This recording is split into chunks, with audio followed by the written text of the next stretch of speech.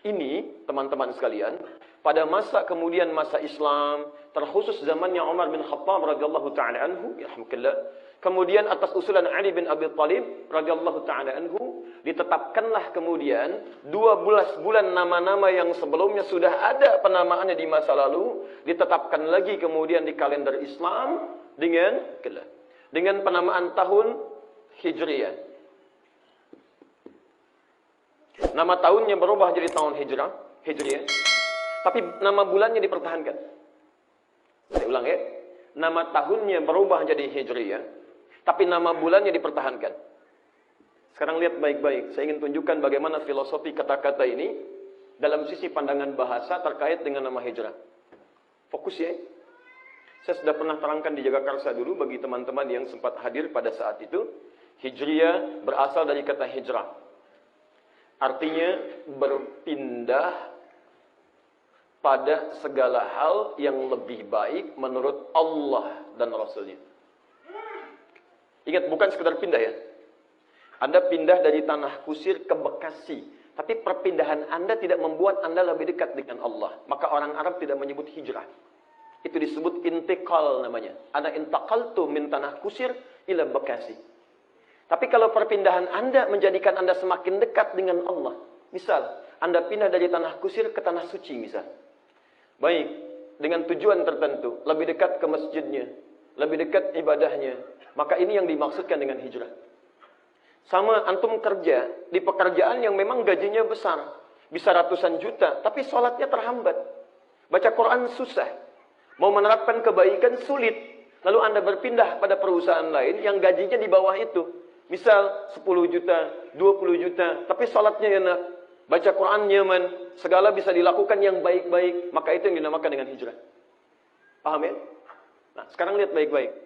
Kalau Anda ingin menjadikan sifat hijrah ini melekat dalam kehidupan kita setiap waktu. Saya ingin terus lebih baik. Hari ini lebih baik daripada kemarin. Jam ini lebih baik dari sejam yang lalu. Langkahnya lebih baik dari yang kemarin. Maka tambahkan ya nisbah. Sebelum huruf akhirnya, tambah huruf ya, berubah kalimatnya dari hijrah menjadi hijriyah. Kenapa tahunnya disebut dengan hijriyah? Seakan-akan memberikan pesan kepada kita. Bahwa dalam perjalanan tahun ini, setiap waktu Anda mesti lebih baik daripada sebelumnya. Jadi kalau kemarin Anda baca Quran cuma 10 ayat, sekarang naikkan 20 ayat.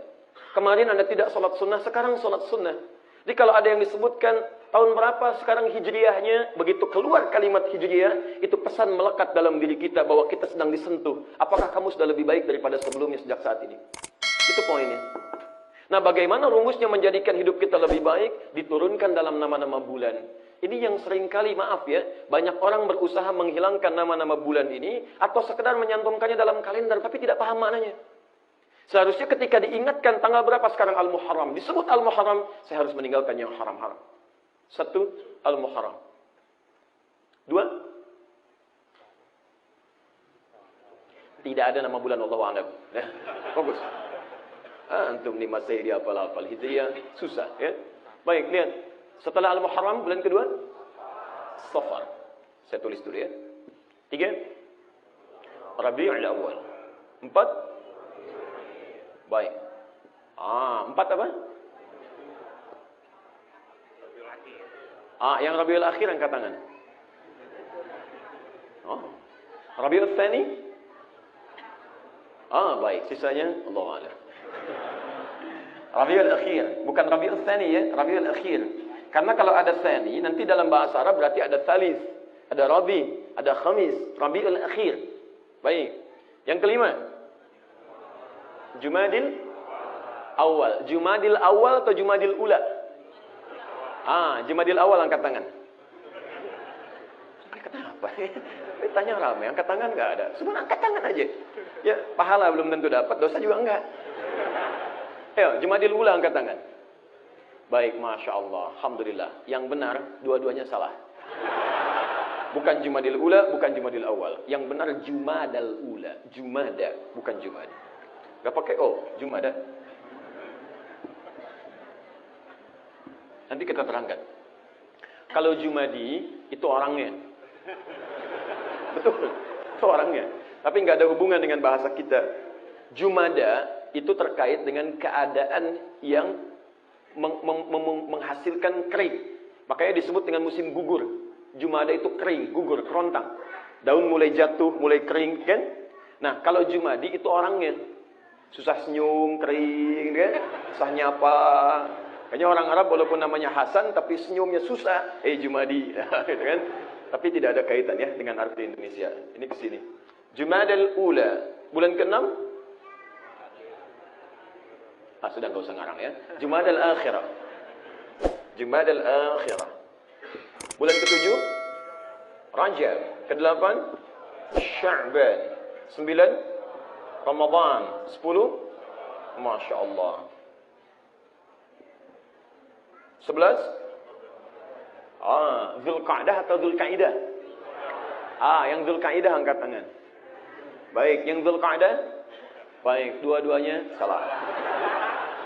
Yang benar Zulqi'dah. Baik. Tuh, saking kagetnya susah dihapus.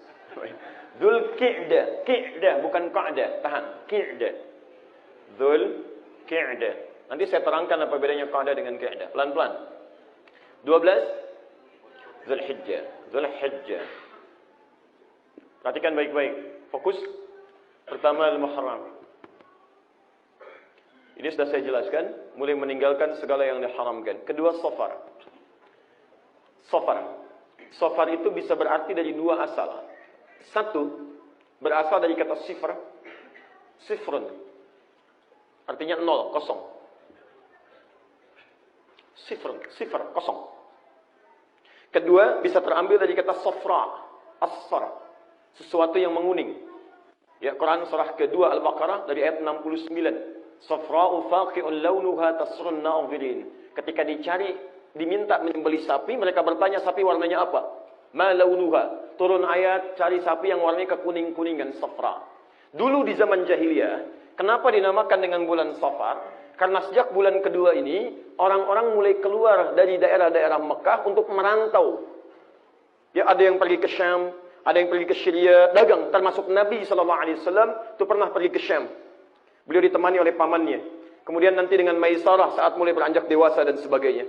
Karena orang mulai banyak keluar dari Mekah, seakan-akan Mekah banyak yang meninggalkan, seakan-akan tempat Mekah menjadi tempat yang kosong. Karena orang sudah mulai keluar. Ini bahasa kiasan. Untuk apa mereka keluar? Untuk mencari emas ketika kembali yang berwarna kekuning-kuningan. Karena itulah kemudian bulan ini dinamakan dengan bulan Safar. Perhatikan baik-baik, ini jarang diterangkan. Tapi ketika pada masa Islam, kenapa dipertahankan namanya setelah Al-Muharram jadi Safar? Untuk memberikan keterkaitan makna dengan yang pertama. Lihat, Safar dari kata sifar, artinya kosong. Kalau orang sudah meninggalkan yang haram-haram dalam dirinya, maka yang haram itu sudah tidak ada tempat lagi dalam diri kita, kosong. Paham? Anda tinggalkan dusta, Anda tinggalkan yang buruk di mata, tinggalkan yang buruk di lisan, yang buruk di tangan, yang buruk di kaki. Kalau yang buruk-buruk sudah ditinggalkan, maka tidak ada tempat lagi dalam diri kita untuk yang haram-haram. Sifar. Kalau sudah tidak ada tempat untuk yang haram-haram, kosong, maka muncullah Rabi'. Rabi' itu asalnya bunga mulai tumbuh, yang dengan tumbuhnya itu kemudian menghadirkan, suasana yang enak, pemandangan yang indah, dan senang orang melihatnya. Antum kalau nanam pohon, yang diharapkan apanya? Buahnya, pohon yang ada buahnya. Tapi kalau antum nanam bunga, yang diharapkan apanya? Bunganya. Perhatikan baik-baik. Bukankah ibu kalau merawat bunga, kalau masih batang kan belum senang? Tapi begitu muncul bunganya, gembira kita mulai muncul. Lihat baik-baik. Tidak pernah dalam bahasa Arab disebutkan kalimat Rabi, kecuali menunjuk kepada hal-hal yang menyenangkan, baik dan menyenangkan. Kalau orang sudah bisa meninggalkan yang haram, kosong dari yang haram, maka akan muncul yang baik-baik yang menyenangkan dalam hidupnya. Antum tidak akan pernah melihat yang buruk-buruk, lihatnya yang baik-baik. Ketika yang baik dilihat, akan senang perasaan Anda. Demi Allah saya katakan ya, mohon maaf. Kalau antum terbiasa melihat yang tidak baik, melihat yang baik-baik akan senang. Lihat orang taklim, nggak ada sentuhan. Lihat orang ke masjid, nggak ada getaran. Dan anehnya kadang tidak senang dengan itu. Ngaji yuk, sok soleh. Oh, Masya Allah, luar biasa. Ya. Tuh. Tapi sebaliknya, kalau yang haram sudah ditinggalkan, maka yang baik-baik akan muncul, dan Anda sudah nggak suka melihat yang tidak baik. Silahkan cek, gampang ya. Kalau Anda ingin mengecek Anda orang baik atau bukan, tinggal dilihat aja. Kalau Anda benci pada yang maksiat dan senang pada yang baik-baik, yang dihalalkan oleh Allah, itu tandanya ada kebaikan dalam diri Anda. Tapi kalau Anda masih menyukai yang tidak baik, mohon maaf, dan ada perasaan tidak nyaman melihat yang baik-baik, itu menunjukkan ada masalah.